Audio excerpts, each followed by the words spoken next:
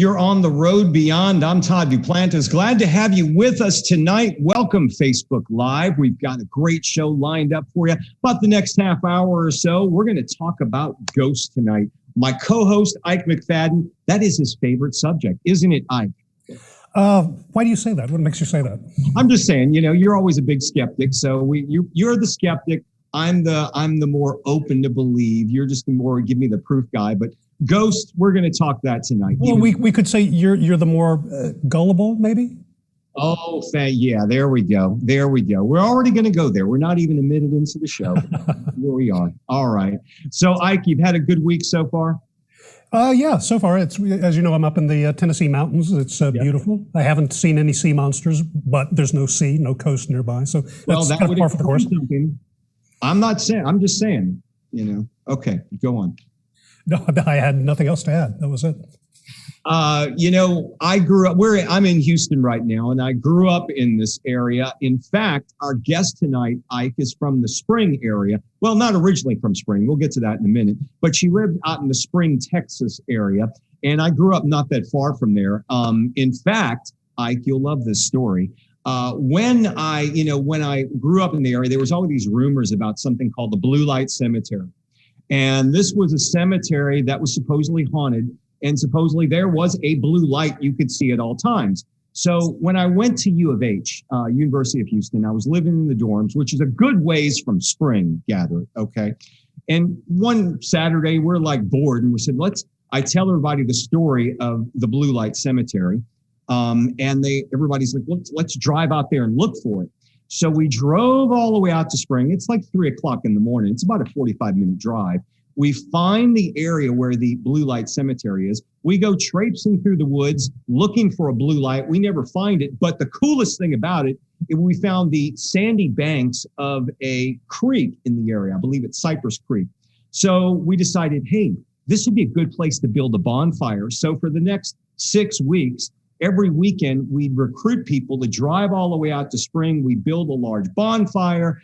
There may have been beer involved with it, a bunch of, college students just going out there, listening to music, having a good time. Well, by the 6th week, I think we had over 100 people going out there. And somehow the constables found out that was the end of our Blue Light Cemetery experience. So we were all sent home. No one went to jail, thankfully, but so there you have it. That's funny. I was going to ask: was jail involved? Were various medications involved? This was sort of a teenage kind of prank thing. Is that what it was? Some of us were teens, older teens, but the drinking age was 21 back then, Ike. So we weren't underage drinking then. So.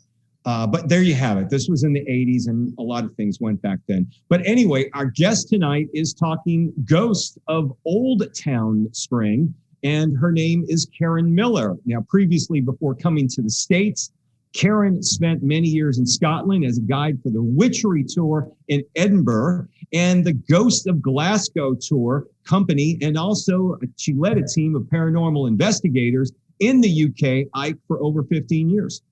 Yeah, well, that's music to my ears because I love the UK and I spent a fair amount of time there. In recent years, Karen has been guiding some willing victims around Old Town Spring and Tomball, Texas, on ghost walks, not only educating them about the area, but also the different kinds of spirits and hauntings. Karen has had a lifelong passion for all things paranormal and has spent many years researching the history of various places in Texas, uncovering the dark secrets that haunt some of these very old towns. Karen says that she feels these old towns have a special hold on her now as she is on a first name term with many of the spirits. We're going to hear all about that. And she currently has a book in progress, hopes to have that released at the end of the year. Being sensitive in the field has many benefits, but it can also be a curse. Please welcome to the show, Karen Miller. Karen, thanks for being here tonight. Thank you so much for having me. I'm going to ask you first off, why is being sensitive in your field a benefit or a curse? benefit, obviously. When you walk into places, you can immediately know if there's something there, and it also kind of gives you the gift to know whether to stay or get the heck out of the place. You immediately get those good or bad vibes. The curse is that they can be there when you don't want them there, and it's not always easy to get rid of them. If you're a sensitive, you're like a moth to a flame with the spirits. They will see that. They will know that they're there, and sometimes they will just bug the heck out of you and won't let you go until you acknowledge that they are there.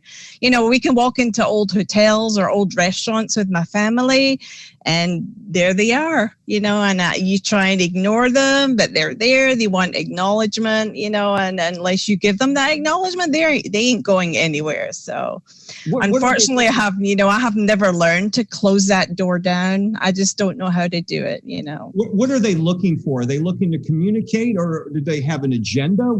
And then do they like walk up and wave, or can you see them clearly? How do you connect with them? Pretty much it's an emotional thing. Sometimes some areas we walk into that are haunted, some of them are angry. I mean, they have a lot of ghost hunters week after week, and they don't want people there. So when we walk in with a crowd, you can kind of feel that get out, go away feeling, and a lot of places are sad, sometimes it's just like a kind of, hey, I'm here, look at me. They want to get that attention I think it's to let people know that they're still there, and the more you acknowledge them, the more it helps. That's why I say we're kind of on speaking terms with the spirits of Old Town Spring.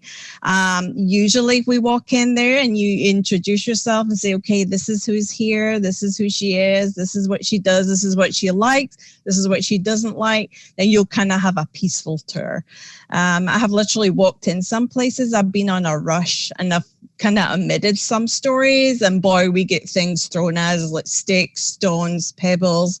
They will literally, let you know, hey, no, you're not getting out of this place without mentioning me, So Karen, let me ask you this. I've heard you mentioned being sensitive to these things. I've heard other people refer to it as a sensitivity. Is this something is this genetic? Were you born with this? Does this come from your family? Is this unique to you? I believe so. Yeah. My mom is the seventh daughter of a seventh daughter. Now, in Ireland, Scotland, growing up, that means you have the gift. Also, my sister is 100% psychic. She can tune in. I have never been that lucky. I have literally the attention span of a gnat. I would be like, is there empty there? Squirrel. I just cannot tune in that way. People have tried to teach me, this is how you shut it down, this is how you close it down. My brain just doesn't fire like that. It's this, I'm one of these people that are all over the place. These kids at school that always getting a note back, attention span is bad, won't concentrate. That's me. I was one of those kids. I just cannot concentrate, zoom in to talk to them long enough, so I don't know. My sister claims I'm psychic. It's like, maybe I am, but I just cannot get to talk to them. I just always just feel them, pick them up. Has this always been the case? Have you done this ever since you were young? Yes. Yeah. Yeah, my mom says when I was small, even as a baby, obviously children see them more. But when I was young, I would literally, just sit. There would be no one in the room. And my mom would say, all of a sudden I would go, oh, hi, how are you? Or I put my arms up to get lifted and there would be no one there. Or, I would literally walk into my friend's house and I'd say to my mom, who's that old lady over there sitting in the chair? And there would be no one there. My mom would be like, okay, you need to stop because you're freaking out my friends, But we kind of lived a long time in my Nana's house. My dad was in the Air Force, so we kind of moved about a lot. We lived for a couple of years in my Nana's house. She was pretty old. She always claimed she had this ghost in her house called Roy. And boy, I could see Roy all the time. Roy would always appear. He would always appear in this little cupboard. He would always tell us stuff. And I would tell my Nan. My Nan would believe me. My mom would be like, no such thing. But here's the real funny thing about this story. When my Nan passed away, They were renovating her house, and she had this gorgeous piece of like marble in her kitchen. It was an old house, but whoever had the house before her spent enough money to put a beautiful bit of marble in the kitchen. And she would bake on this marble for years. She said it made great pies and cakes. When my dad was tearing up the house to sell it, they lifted this piece of marble, turned it over, and it was a tombstone. Oh, wow. I kid you not, my dad's jaw dropped, and the name on it was John Roy. So I don't know where we get the name Roy from. Over the years, I had just picked up on that name Roy. My dad was totally freaked out. You know, back in those days, you can't trace where a tombstone come from. He literally just took it to the nearest cemetery and threw it over the fence. So, and that was at 10 years old. So I had literally picked up on that. So, well, You're from Scotland. Obviously, yes. we can tell with your accent. I want to get to what you did in Scotland, but I want to ask what brought you to Spring, Texas, and maybe if you could. I mentioned it's a suburb out of Houston, about 40 minutes or so from downtown Houston. Maybe you could set up what people could see in Old Town Spring and what it's all about. Yeah, obviously, I came over 25 years ago with my husband. He worked for HP.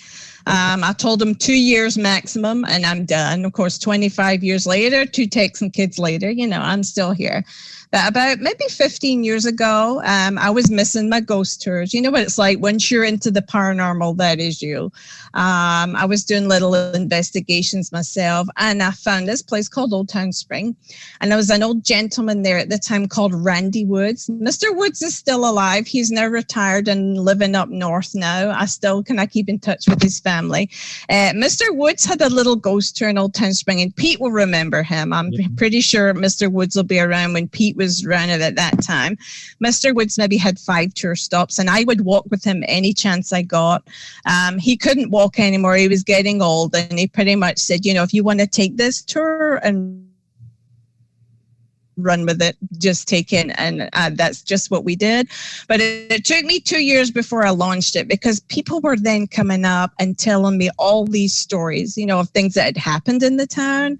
So I had to go do some digging. I'm a historian. I love that kind of thing. We went downtown, we dug up public records. We tried to back up every one of these stories, and we just about did. We found all this evidence that we could put together to tell these stories. So we're kind of proud that every story on our tour, we can back up with kind of evidence. We don't make anything up. You know, if anything is folklore, we will tell people on tour, you know, to kind of decide for yourself. So, and we have a good rapport. A lot of the shop owners are grateful, like Mr. Mallett's store, Mallett's Hardware. There was the story of Bonnie and Clyde. You know, a lot of people were like, oh, it didn't happen. A lot of people said, yes, it did. We found so much evidence that they were in town that day. We found the evidence they got a new gas tank fitted to their truck. They were in the Sellers Hotel. They checked out the day of the robbery. We got all that information. We gave it to Mr. Mallett, and he just loves it now. You know, because it's like, it kind of verifies what he's seeing inside that building. It makes sense, you know. So there is a story, a connection with Bonnie. That helps. Absolutely. Clyde was from that area. He had family there, and they would hang out in Cornrow all the time. They had a little kind of secret meeting spot up in Cornrow where they would meet. They would meet all their gang up there. So, you know, this was just too tempting for Bonnie and Clyde. They were heading back to Louisiana the next day. Bonnie had found out she was pregnant, but this was just too tempting. This was one last place. But of course, they never got to spend a single cent. They were ambushed, and that was the end of Bonnie and Clyde. So let me shift gears here a little bit. I understand you have an alter ego named Penny Dreadful. For people who don't know history, Penny Dreadfuls were sort of old English pulp novels. I think in the 1800s, they were sort of a little. That's right. Yeah. So tell us a little bit about how you came by that moniker. Penny Dreadfuls, yes, were very common in the UK, especially in the Victorian era. The Victorians loved anything to do with ghosts, any ghost stories, especially around about Christmas, because people think, you know, Halloween's that one time of the year that the veil thins. Not true at all. Christmas is a really good time. It's very active. The veil is very thin, and that's why the Victorians started to tell their ghost stories. But they knew people loved a good ghost story, so every weekend people would write what they call these Penny Dreadfuls Dreadfuls. It would cost you 1 penny to buy. It was like a little booklet, and it was a ghost story. And it would be little stories like Spring-Heeled Jack, or, this kind of little short stories. And maybe it would take you 20 minutes to read, but people went crazy for these penny dreadfuls. And that's where the kind of art of storytelling, ghost stories, started back in the 1800s. So I'm kind of fond of the name Penny Dreadful. Let me ask you about, is there something about dolls? I noticed a lot of dolls in your website, and a doll hospital. And Pete can correct me if I'm wrong, but Pete, wasn't this something that when you and I had explored the city many years ago, that was rumored to be haunted as well? Yeah, actually, there was. I had heard a story about the hospital, the doll hospital there, that the owners would leave, come back in, and then the dolls would be in like the middle of the floor. So yes, you're right. And Karen, what have you been able to determine with the dolls?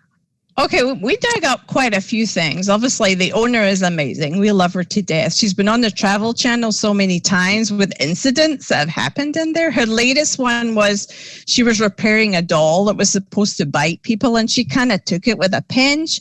She said she was kind of repairing the head, and the next thing her finger was bleeding. It's like, okay, I don't want to know anymore. I kind of don't like dolls. But we dug up a lot of things. She would say the dolls would move, a lot.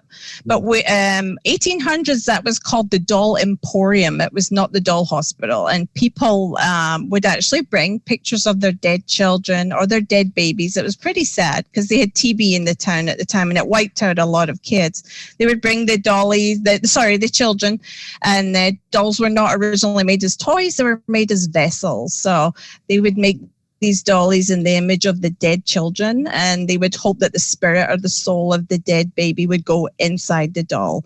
Now, to help that along, they would put real human hair from the dead child on the doll, and this is how you get a lot of haunted dollies, because if that did happen, the soul went inside the doll, you would have a haunted doll, you'd have some kind of attachment. Now, she does have some of these old dolls in there, porcelain face, real human hair from the 1800s, which could very well have attachments. But we dug up another story in 1954, actually changed to the doll hospital, because a lot of children were not passing away as much. They had immunization. People would bring these old dollies to have them fixed. But the family that lived in there had a son called Christopher. Now, Christopher was 32 years old, but he had the mind of a 12-year-old child. So the only job Christopher could do in the doll hospital was fix the dollies, clean them up, and move them. Now, just as we said this story to the owner, she was like, oh my goodness. She says, we see him in here all the time, always out your peripheral vision, the corner of your eye, someone walking about the place. So I'm hazarding a guess that this is who's moving these dollies. I think he's still in there, his spirit's still in there, he's still working with these dollies, still moving them. As I say, he is sighted in that place a lot too. So I think it's a lot to do with that as well, him moving these dolls, and still thinking he's working there.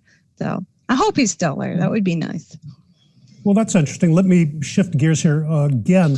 Now, I said I've spent a lot of time in the UK over the last 10 years, and I understand, obviously, that was generally speaking where you're from. And I understand. Can you tell us a little bit about that and what you did with these Ghosts of Glasgow and the Witchery Tour in Edinburgh? And tell us anything interesting about that and how that relates to what you're doing now. Sure. I mean, I started about, I want to say 18 years. I won't even tell you what age I am now, well over 50. About 18-year-old, I went to Edinburgh University. And back in those days, you had to take little jobs, to supplement your income. So I had seen an advertisement for the Witchery Tour in Edinburgh. Now, that kind of walks you into the catacombs and Greyfriars Cemetery. It's like a really neat tour. Now, back then, I was 50-50, but believing in spirits and ghosts. I know I could see stuff, but, as far as hauntings and things, it was like, whatever. That age, you're a punk, it's like, whatever. So I took the job, and it was one weekend. We were down in the catacombs, and I had about 10 people with me, and they're really dark. They're very dimly lit. You can't see very well, and you have a little map you have to follow to do a loop. You need to keep your tour together because there's all these little bits you can cut off and get lost. So we came to the T-junction, and the lady behind me tapped my shoulder. She says, there's a guy walking off the tour. I turned and I saw this person, and he looked just like you and I, as if it was just a flesh and blood. He was dressed in like kind of khaki clothes, and he took a right turn. So I was like, okay, guys, hang on. I'm just going to go get this guy, get him back on the tour. I took a right turn, and there was nothing there but a brick wall. So I was like, what the heck? There was nothing there. He was gone. The lady behind me had seen him. So I know it wasn't just me that had seen it. So it kind of, I want to say, spooked me a little bit, because I thought, okay, are they that visible? I thought, you originally thought, okay, it's just going to be a ghost or something like you see on TV. But this literally looked like a person, a real person. I had no idea that they could look so solid. And that kind of got me into thinking, okay, there obviously is something here. And I need to dig deeper into this. So I did this witchery tour maybe for about 7 years. I finished up my PhD. I moved back to Glasgow. I started working, but my friends and I started up a Glasgow ghost tour. We maybe had about 10 spots, and it was really good, because Glasgow's an old city. It goes way back. There's a lot of, believe it or not, way back to where they used to hang witches in Glasgow, if you can believe it or not. There's a square, there's a kind of a close that they call Mary's Close. There's an old hag witch kind of stays up there, and she attacks people. So there was really cool spots. We also started up the Paranormal group, where we would go out and investigate tons of places in Scotland, because Scotland, they pretty much don't knock anything down. Everything is standing, from the 17th and 1800s. So we would go out and investigate these old churches and graveyards, and we would take trips up to St. Andrews. It's a really good spot up there. A lot of places up there. Just day trips and investigate. And over the years, pretty much the stuff that I have seen and experienced, it's like, oh my gosh, yeah, 100%. They are there, and it's just on the tours, we try and educate people. Not all hauntings are the same. Everyone has a different kind of footprint. A different way, like certain ghosts in Old Town Spring, if something happens, we'll say, oh yeah, we know who that is, because this is how they like to present themselves. This is what they do. This is how they'll show up. Some of them like to talk. Some of them don't, some of them like to show up on camera. Some of them just like to be touchy-feely. So that's pretty much over the years we have learned that. I sometimes do miss my Edinburgh ghost hunts, I must admit, though. That was the most active place I have ever been in my life. If you ever get a chance to go to Edinburgh, they still do the witchery tour. They have changed it up a lot. Those new people own it, and they have what they call jumper outers, where people will jump out at you, but it doesn't detract from the tour, because the content is still there. Just every now and then someone will come out. Yeah. Every now and then someone will come out dressed as something, and it'll give you a little laugh. But it kind of, I feel like you need it, because the Edinburgh tour is so scary. You really need something to kind of break that monotony, or you would have people running off the tour, literally. So. Incredible. We've been talking with Karen Miller. Karen, if folks want to see your ghost tour in Old Town Spring and Tomball, where would they visit you on the web? What's the web address? Okay, we are the Ghost Walk. I know there's quite a few tours in Old Town Spring now. They're popping up every week, but we're the Ghost Walk. You remember the word walk? It's oldtownspringghostwalk.com. Just click on that, click on the calendar, and it will show you all the tours. And we always have specials going on. If there's no special, give us a call and we'll give you a coupon code. We don't charge that much. And we do donate back to the Preservation Society in Old Town Spring. We like to kind of donate to these guys too, because they do a lot, to keep the old town going. They really do. They work hard. They have the old museum and thing there, and they like to preserve things. So it's an incredible town. Thank you for joining us, Karen. We appreciate it, and we look forward to seeing you in the future. Great stories. Thank you so much. All right. So some interesting stuff. You learned a little bit about Old Town Spring. Here's one of the takeaways, and I've heard about this. Back in Karen was talking about when children die back in like the 1800s, they would try to memorialize these children by having dolls. Another thing they used to do back then, which is still kind of creepy, they would take pictures of the dead kids. That's interesting. You mentioned that. I was thinking about that when she was talking about it. Yeah, I'm sure there's a term for this, but the whole art of propping up dead kids and taking photographs. Hold on. Let's see if I can I share my screen? Nathan, our director, I'm going to go ahead and share my screen if I can. While you're talking, Ike, I'll bring up a few of these. Yeah, well, so I mean, I've seen quite a lot of that, and it was a fairly specific era. I think it was pretty soon after the invention of photography, I think. Yeah, it was. And so it's do you know what the name of that is? Well, it's just, I just did a Google search for dead children photos from the 1800s, but I don't think that's the specific name. But if you do a Google search, you'll find a lot of them. And this was the way, because I guess, the mortality rate, and we've stopped sharing now, the mortality rate for children back then was very high. I mean, a lot of kids were dying. We didn't have a cure for polio. We didn't have the vaccinations that you have now. So children were dying at a young age. Yeah, and I guess that shows a lot about how the society has changed, because I suppose if I put myself back in that mindset, it seems like, okay, yeah, I'd like to have a photo of that child who didn't live. Right. Although I have to say, I mean, from today's standpoint, that seems a little unsettling. Yeah, I mean, today's, things were totally different. We're talking, almost 200 years ago when that was happening. Another thing, Ike, which kind of freaks me out, and Karen was talking about the fact that she would start seeing spirits. I don't know if I want to walk in a room and see dead people want to start talking to me. I don't know about you, but that's got to be the curse she was talking about. Yeah, well, and certainly if you can't tune it out, if it's something that sort of overcomes you and is beyond your ability to turn off or on or filter, I've got enough problems with the live people I deal with. Absolutely. I don't know about that. That would freak me out. But I did get the doll hospital sound like a pretty good story. I know Pete and I, years ago when I used to work in news, I think we did a few stories out there in Old Town Spring. And I remember the doll hospital one. And it makes a lot of sense. The guy who was fixing the dolls, maybe his work is just never done. Yeah, well, I'm glad we've covered dead children in a lot of extent tonight. That's great. Yeah, well, we always try to cheer people up. Hey, you want to get on to the news? Sure, let's go. Okay. All right. Here's a look at some of the weird, tantalizing, and just plain bizarre stories we found posted from our partners at the Full Spectrum Project on Facebook. All right. First story I have here, Ike. This is a story that's kind of interesting. The soul does not die, but returns to the universe, so say some scientists. Ike, the age-old question, and part of what we explore here on the show is, what happens after we die? Do we simply turn off all existence like switching off a light, or do we transition into another state of being? Well, in 1996, two renowned scientists, Roger Penrose, who was a mathematical physicist at Oxford, Ike, okay, and another guy named Stuart Hameroff, a world-renowned anesthesiologist. They both worked on a quantum theory of consciousness.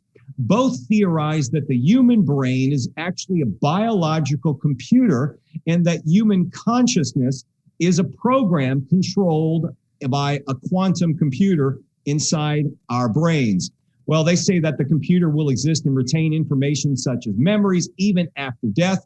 And one of the doctors argued that when the heart stops beating, well, the quantum information is not lost.